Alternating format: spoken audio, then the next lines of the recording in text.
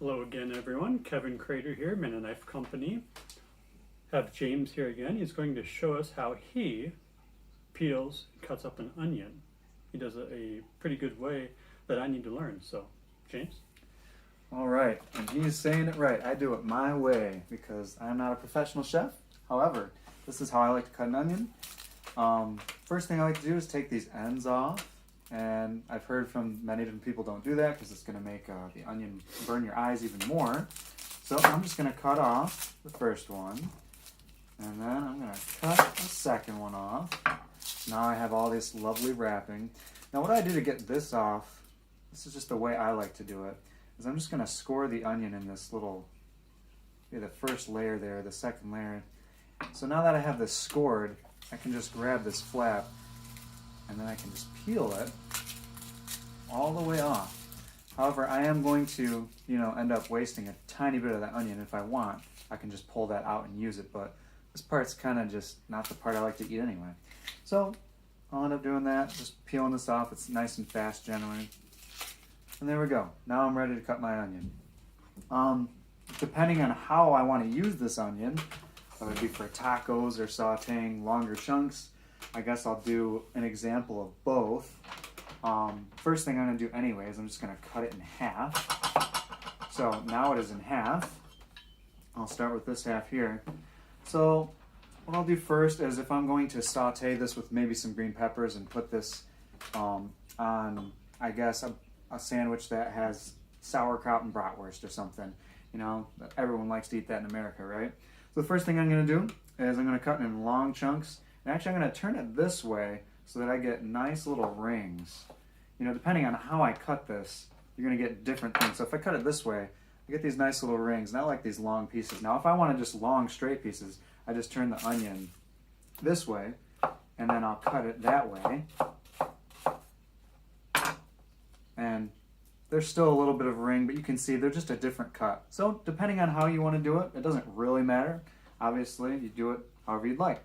So this is how I would do it. I would do the rocking motion. I like the rocking motion. Can also use this knife in the chopping motion, and it's going to work really well.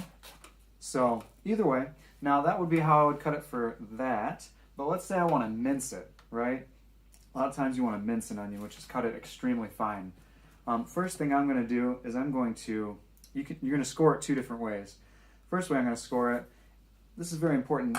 Hopefully you can see this. I'm going to score down to about here. If I go all the way through, I'm just going to cut the whole onion. So I'm going to score little parts here. So I'll show you. Can't see the back of the onion, obviously, but I told you that so that you would know, because I do not want to go all the way through on this. So otherwise, I'm just cutting the onion up like I just showed you. And I'll put this in front of the camera so that you can kind of see that.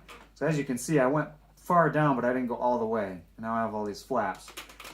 And one just flew off. So next thing I'm going to do is I'm going to come from this angle, and this you have to just be very careful because you can cut yourself. You're going to come towards yourself. People will tell you never do this with a knife, and you shouldn't. But kids don't. We have insurance. Okay. That's right. So I'm going to do it probably in about 3 different slices here. This thing's starting to look like an artichoke. All right. And that's about it. So now I have those. And now I'm just going to use the same cutting motion, put my knuckles in front so I don't cut myself. And I'm just going to cut it, and you're going to get nice little chunks. And with this technique of your knuckles in front of the knife so you don't cut yourself, you can manipulate how big the chunks are by how fast you pull your fingers back. So if I want like huge chunks, I can pull my fingers really far back, and I'm going to get much larger chunks. So these are pretty big chunks. The first chunks I had were tiny because, I was pulling my knuckles back just a tiny bit. Now let's say we get to the point where we have our chunks and they're not fine enough. This is where mincing comes in handy. And so I just like to put my 3 fingers on the front part of the blade here, and I'm just going to do a chopping motion. I'm not going to do anything super fancy, but once I make it to one end, I'm going to pull this like this, kind of get it in one pile. I'm just going to keep on going. Do it again. And then you're going to get it so it's super finely chopped, and you can get the stuff off the edge like that. That's how I like to pull it all off the edge. You got to be careful because you don't want to run your fingers across the edge, especially his knives are extremely sharp.